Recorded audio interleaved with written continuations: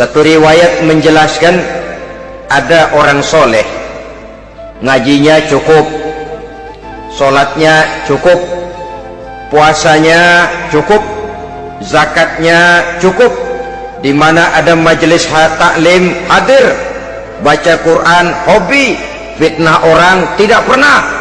Di akhirat setelah disidang dia ternyata lebih banyak kebaikannya daripada kejahatannya, maka dia pun diperintahkan dan dipersilahkan masuk ke dalam surga. Giliran anaknya disidang, biang okem nih anak. Ditanya, siapa Tuhanmu? Tidak tahu. Siapa nabimu? Tenyaho. Apa kitabmu? Ora gelem.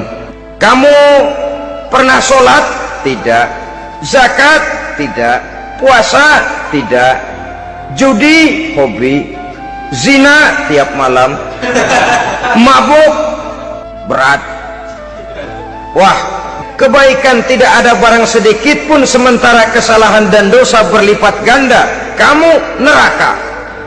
Anak ini protes. Benar, saya tidak kenal siapa Tuhan saya.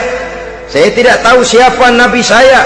Saya tidak tahu kitab suci dan kiblat saya. Saya tidak sholat, tidak zakat, tidak puasa. Tiap malam saya judi, saya zina, saya mabuk. Tapi saya kerja